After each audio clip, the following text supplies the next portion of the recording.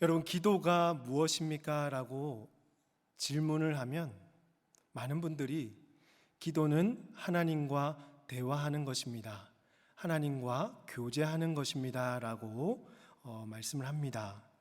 그렇습니다. 이 기도는 하나님과 대화하는 것, 하나님과 교제하는 것이죠. 우리가 보통 대화를 한다고 할 때 내가 한마디 하면 다른 사람도 한마디 하고, 이렇게 서로 쌍방향으로 대화를 하면 소통도 잘 되고 쉽죠. 그런데 하나님과 대화할 때 여러분, 쌍방향으로 대화가 되시던가요? 내가 수없이 많은 말들을 해도 하나님은 침묵할 때가 있습니다. 또 내가 원하는 시간에 내가 원하는 대로 응답을 해주시지 않아서 기도는 마치 일방통행처럼 느끼는 경우들이 훨씬 많습니다. 그래서 기도하다가도 스스로 지치기도 하고, 또 내가 하는 기도를 하나님은 듣고 계시나 또 의심하기도 하고, 하나님이 원하시는 뜻을 잘 몰라서 답답해 하기도 합니다. 이와 반면에 평소에 기도를 하지 않는 성도들도 많이 있습니다. 마음속으로는 내가 기도해야 되는데, 이 시간에 내가 기도해야 되는데, 새벽에 일어나서 기도해야 되는데, 이 기도의 필요성은 충분히 알고 있지만 현대 사회에서 특히 바쁘다는 이유로 하루에 불과 10분도 기도하지 못하고 삶이 힘들고 어려운 순간에만 하나님을 찾는, 하나님과 평소에 대화하기보다는 자신에게 필요한 순간에만 하나님께 기도하는 어린아이들과 같은 성도들도 많이 있다라는 것입니다. 그렇다면 현재 여러분은 기도하고 계십니까? 하루에 언제, 얼마나 하나님과 대화하고 계십니까? 루터는 아무리 바빠도 하루에 2시간 이상은 기도한다는 말을 들었습니다. 루터가 지금 현대 시대를 살았어도 2시간씩 기도할 수 있었을까 궁금하기도 한데요, 그가 남긴 신앙의 유산을 보면 기도했을 것 같기도 합니다. 하나님은 말씀 속에서 우리에게 늘 기도하라고 하십니다. 성경 곳곳을 찾아보면 하나님은 주님의 백성들이 기도하기를 원하십니다. 진실하게 기도하는 자에게 하나님께서 귀를 기울이시고 응답해 주시겠다고 끊임없이 말씀하고 계십니다. 특히 오늘 우리가 읽은 야고보서에서는 의인의 기도를 말씀하고 계시며 그의 대표적인 모델로 엘리야를 등장시킵니다. 먼저 16절 말씀을 보시면, 그러므로 너희 죄를 서로 고백하며 병이 낫기를 위하여 서로 기도하라. 의인의 간구는 역사하는 힘이 크미니라 라고 했습니다. 여기서 야고보 사도는요, 성도들이 서로 죄를 고백하고 병이 낫기를 위해서 서로 기도하라고 했습니다. 그러면서 의인의 간구는 역사하는 힘이 크다고 합니다. 이는 마치 죄인의 기도가 있고 또 의인의 기도를 마치 구별하고 있는 것처럼 보여서 누가 어떤 사람이 기도하느냐에 따라서 죄도 고백하게 하고 병도 낫게 되는 것처럼 들리기도 합니다. 그래서 죄인의 기도는 하나님이 듣지 않으시고 엘리야와 같이 위대한 선지자 의인의 기도만 하나님이 들으시는 것처럼 오해를 할 수도 있는 것이죠. 이런 오해를 가지고 있으면 어떤 일이 벌어질까요? 주변에 신통하고 신유의 은사를 가진 사람들을 찾아가서 기도받으려고 때론 돈을 주기도 하고 그런 사람들을 찾아다니는 것이죠.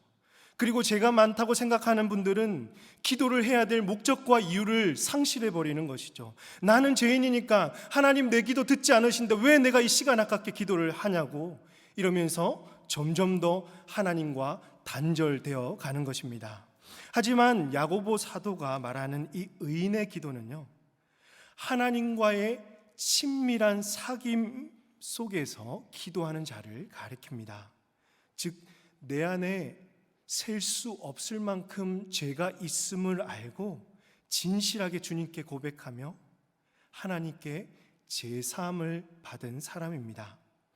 내 안에 있는 이 육신의 질병과 영적인 질병, 모든 연약함을 주께 고백하면서 하나님께 나아가 기도하는 자가 바로 의인입니다. 우리가 주일 예배 시간에 우리의 죄를 진실하게 고백하는 참회 기도를 드리고 있지 않습니까? 그 시간이 하나님과 사귐이 이루어지는 때입니다. 하나님께 가까이 나아가서 진실하게 기도하면 하나님께서 우리의 기도를 들으시고 역사하시는 것입니다. 시편 기자는 이렇게 말씀합니다. 시편 145편 18절과 19절 말씀 보시면 여호와께서는 자기에게 간구하는 모든 자, 곧 진실하게 간구하는 모든 자에게 가까이 하시는도다. 그는 자기를 경외하는 자들의 소원을 이루시며 또 그들의 부르짖음을 들으사 구원하시리로다. 여기서 우리에게 주시는 중요한 교훈을 얻습니다. 기도자가 이 기도의 응답을 구하기 이전에 먼저 하나님과의 친밀한 그 사귐 가운데로 들어가야 한다는 것입니다. 그저 이 이성 친구로 지내다가 서로 이제 좋고 이제 썸을 타게 되면 오늘부터 우리 1위를 하는 거다라면서 사귀게 되잖아요. 그럼 둘 사이는 점점 더 가까워지고 친밀해지면서 이제는 없어서는 안 되는 중요한 사이가 되죠. 마찬가지로 하나님과의 사귐이 이루어지면 하나님이 무엇을 주시든지 주시지 않든지 그건 뭐 전혀 상관없습니다. 하나님이 나의 곁에 계신 것만으로도 정말 주님이 가장 소중하고 그분의 존재로 인하여서 기쁘고 만족이 되는 것입니다. 기도를 통해서 하나님과 가까워지고 많은 시간을 보내다 보면요, 그분의 마음을 알아가고 뜻을 살필 수 있게 되는 것이죠. 그러므로 오늘 우리는 무엇보다 하나님과 가까이 해야 합니다. 하나님과 친밀한 사귐을 이루어야 하는 것입니다. 오늘 하나님과 친밀한 사귐을 이루기 위해서 여러분 하나님을 진심으로 사랑하십시오. 하나님을 사랑하는 만큼 그분의 뜻을 살피고 그분의 말씀에 순종하시기를 바랍니다. 이런 사귐 속에서 우리가 하나님께 기도할 때 하나님은 역사하시는 것입니다. 하나님과 사귐 없이 여러분 아무리 기도의 내용을 한번 바꿔보십시오. 기도의 내용을 남들이 하는 것처럼 장황하게 꾸미고 기도를 누군가로부터 잘 배운다고 하더라도 하나님과의 사귐이 없으면 끝없는 거절과 침묵과 실패만이 우리에게 찾아올 것입니다. 사랑하는 성도 여러분, 하나님과의 관계가 서먹서먹하지 않도록 하나님과 그 친밀한 사귐 속으로 들어가십시오. 하나님 한 분만으로 만족하시고 의인의 기도에 역사하시는 하나님을 날마다 경험하시기를 주님의 이름으로 축복합니다. 사도는 이어서 이 하나님과의 바른 관계를 맺으며 의인의 간구를 드렸던 모델로서 엘리야를 예로 들고 있습니다. 우리는 엘리야를 아주 위대한 선지자라고 알고 있습니다. 그는 당시 아주 두려운 존재였죠. 아합과 이세벨의 죄를 가감없이 말하였고요, 그들과 용감하게 싸웠습니다. 바알과 아세라 선지자 이 850명과 대결해서 하늘에서 불이 내리게도 했던 기적의 선지자였습니다. 또 에녹과 함께 죽음을 맛보지 않고도 하늘로 승천한 유일한 선지자가 바로 우리가 아는 엘리야입니다.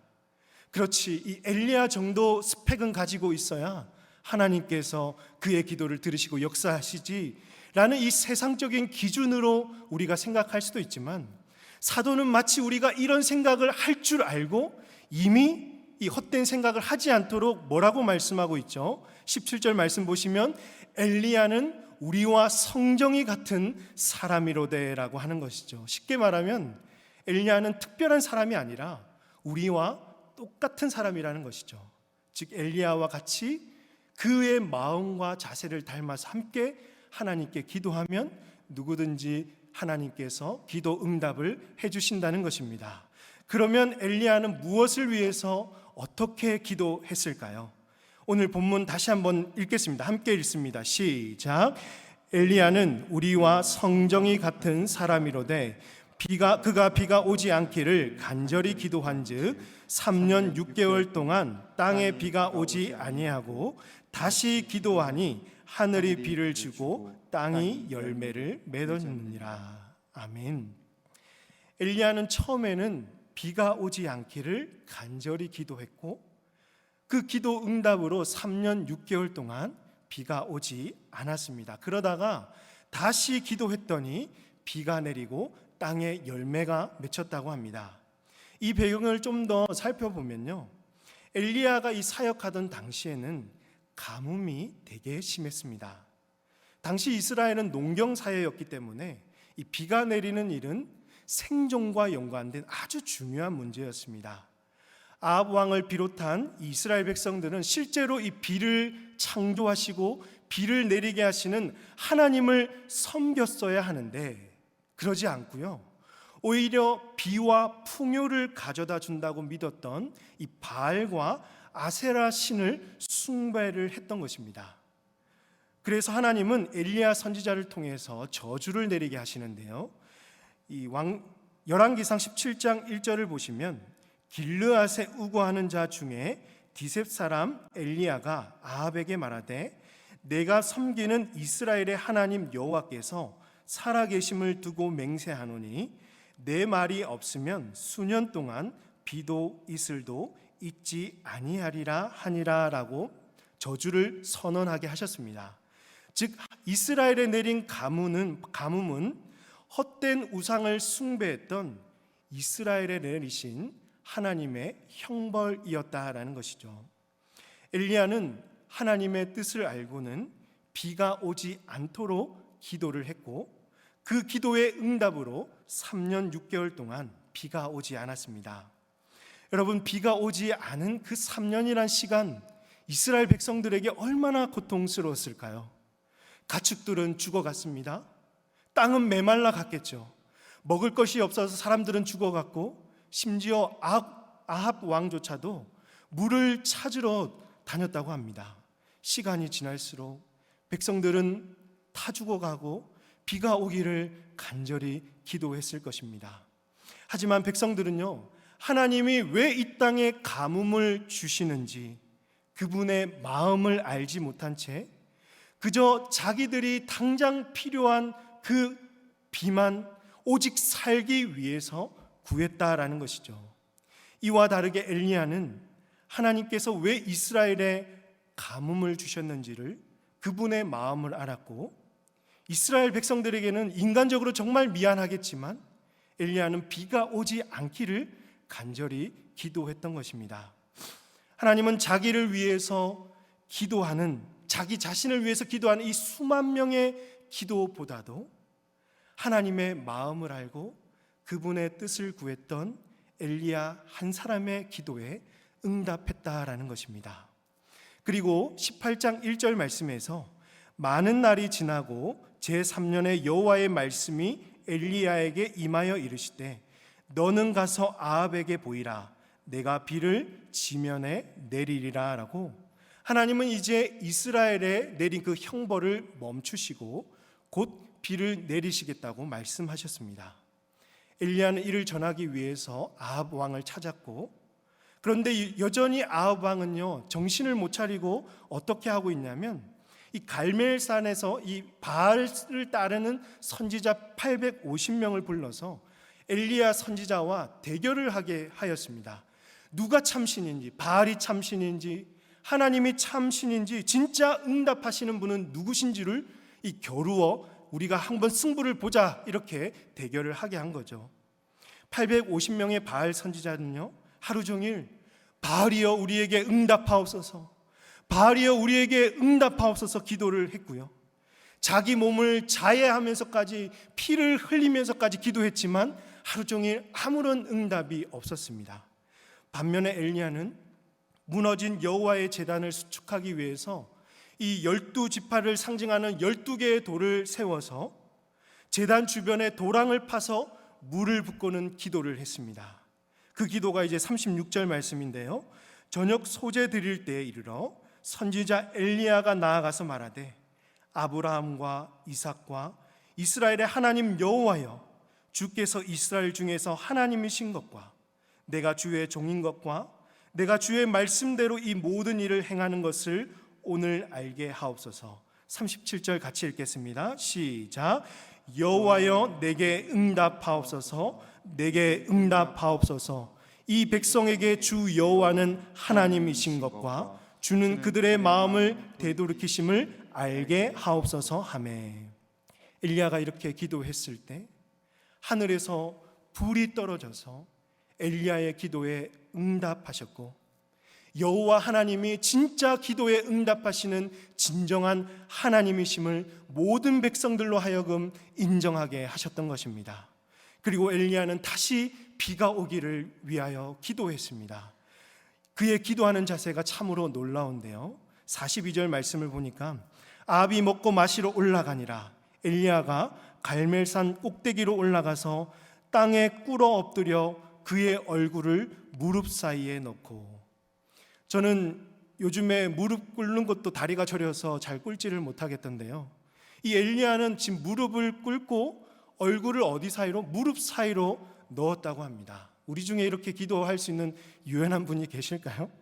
엘리야는 우리가 감히 따라할 수 없는 낮은 자세로 하나님께 간절히 기도했고, 이 하나님의 약속을 믿으며 7번을 포기하지 않고 기도했더니 하늘에서 사람 손만한 구름이 일어나게 되었고, 마침내 구름과 바람이 이 온 하늘을 덮으면서 깜깜해지며 큰 비를 이스라엘 땅 가운데 3년 만에 주시게 되었던 것입니다.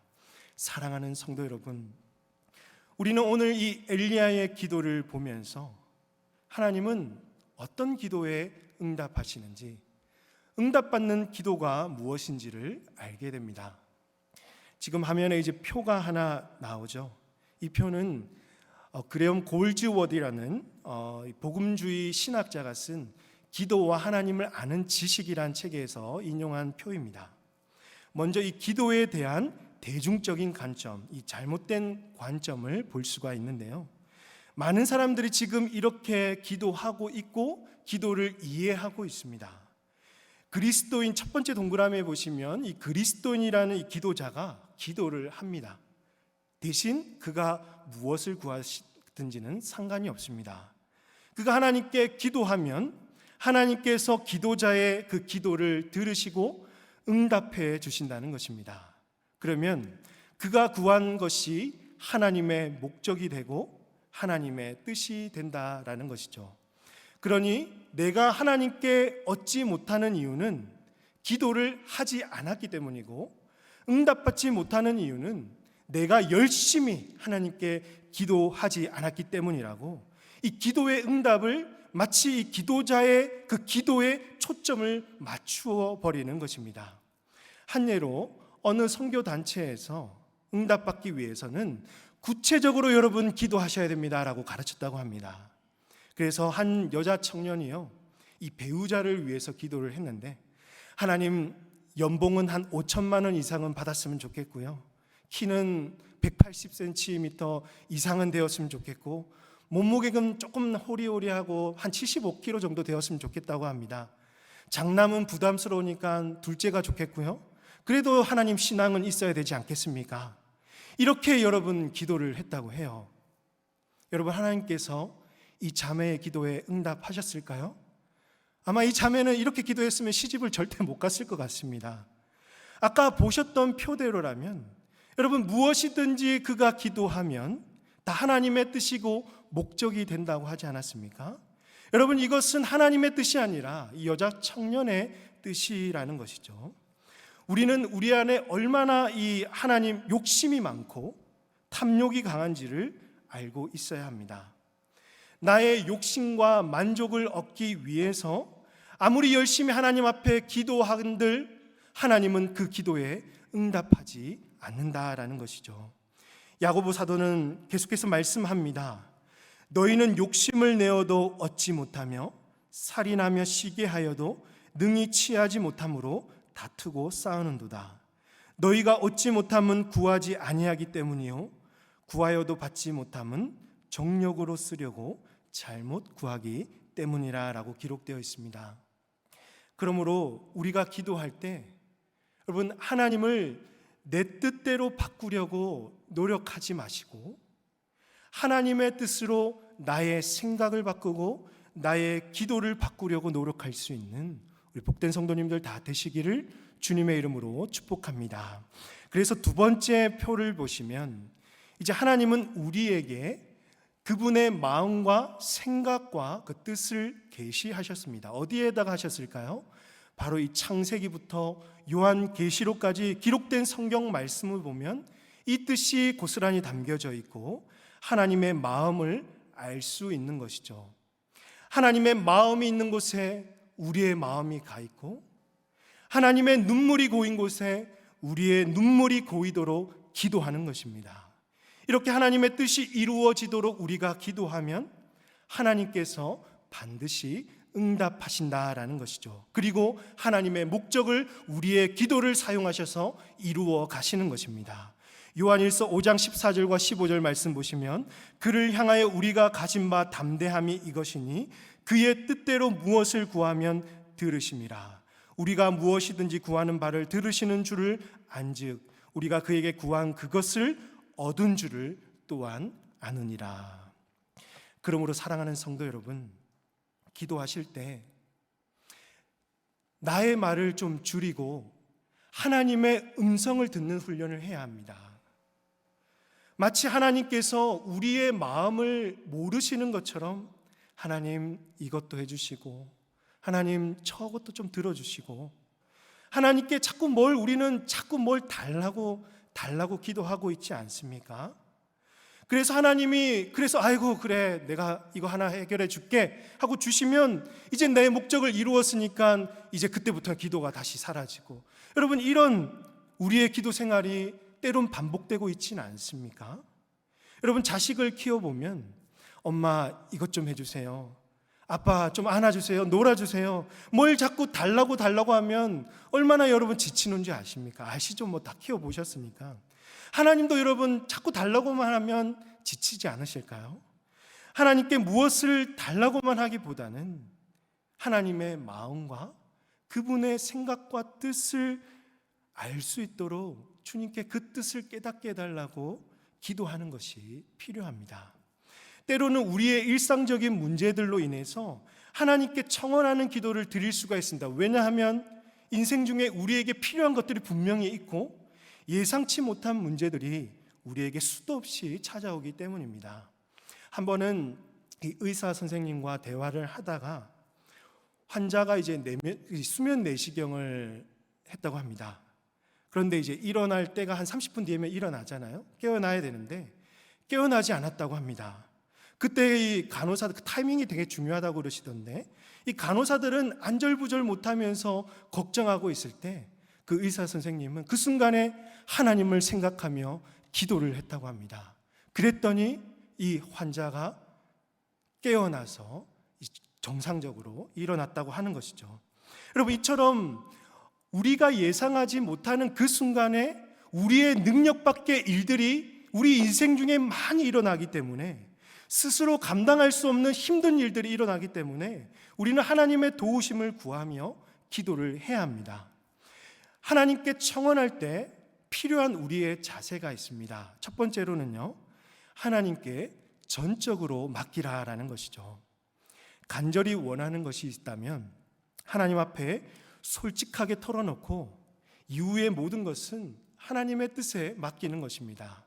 응답해 주시면 하나님의 생각과 일치한 것이고, 우리가 기도하다가도 잘못 구할 수가 있으니까 그때마다 하나님은 안 되라고 말씀하시면 이것은 내가 잘못 구했나 보다, 하나님의 뜻이 아닌가 봐. 여러분 하나님의 뜻을 받아들이시면 됩니다. 우리가 기도를 하다가도 너무 서두를 수 있습니다. 하나님의 시기가 아닌데도 우리는 계속해서 이 시기에 하나님의 그 응답을 원하죠. 그때마다 하나님은 천천히라고 말씀하시죠. 그러면 내가 너무 서둘렀나 보다 생각하고 그분의 뜻을 받아들이면 되는 것이죠.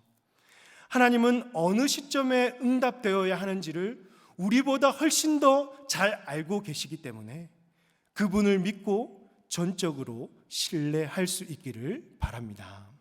두 번째로, 이례적인 구출을 위해서만 기도하지 마시고 나의 영혼의 변화를 위해서 더욱 기도하시길 바랍니다. 쉽게 말씀드리면 사고는 내가 쳐놓고 하나님 이번 한 번만 이거 문제 해결해 주시면, 하나님 잘못했습니다 한 번만 용서해 주시면 저 이제 앞으로 잘 살겠습니다, 이렇게 여러분 기도하잖아요. 저도 이런 기도 참 많이 했거든요. 그런데 시간이 지나고 나니까 항상 제자리로 돌아가더라고요.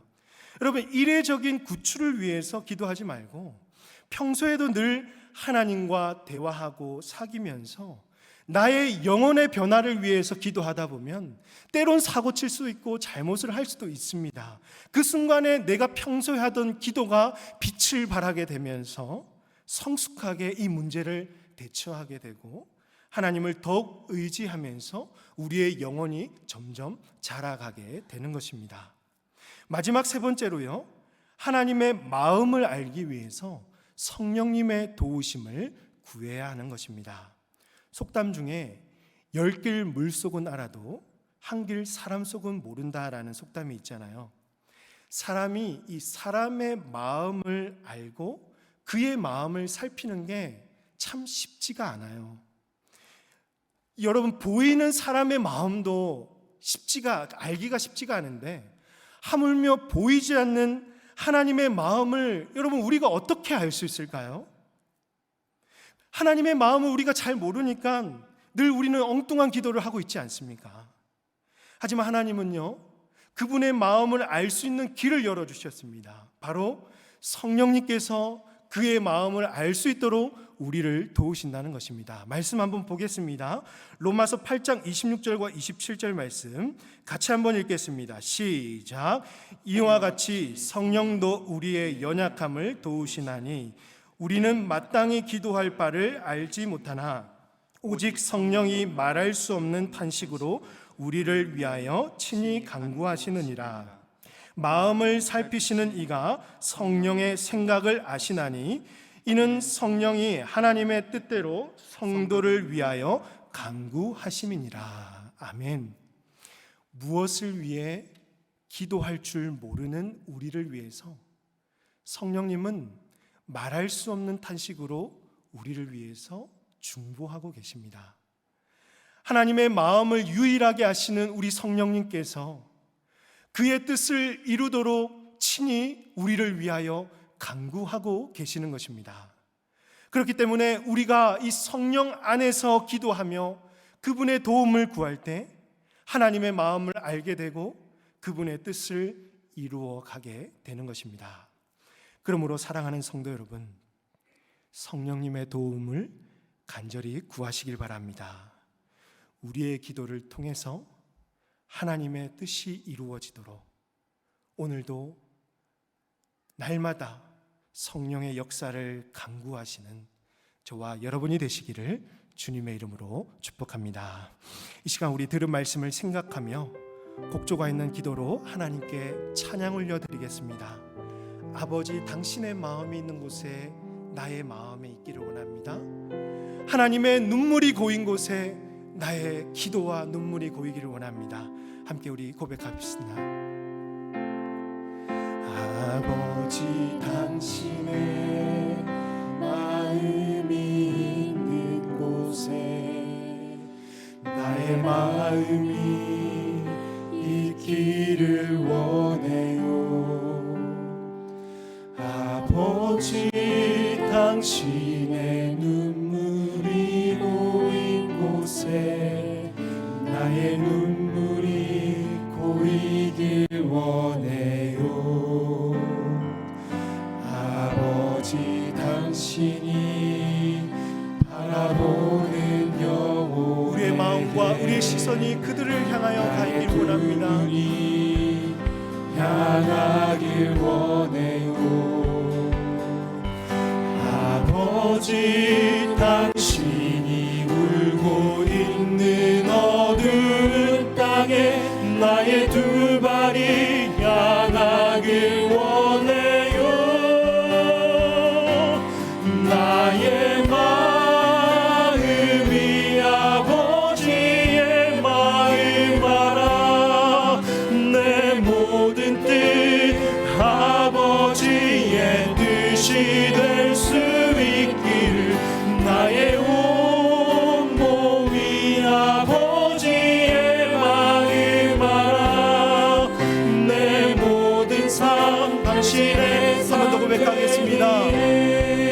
당신의 아버지 당신의 마음이 있는 곳에 나의 마음이 있기를 원해요.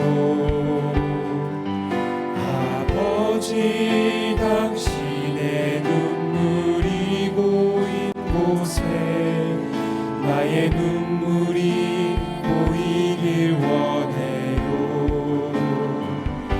아버지 당신이 바라보는 영혼에게 나의 두 눈이 향하길 원해요. 아버지 당신이 울고 있는 어두운 땅에 나의 두 발이 향하길 원해요.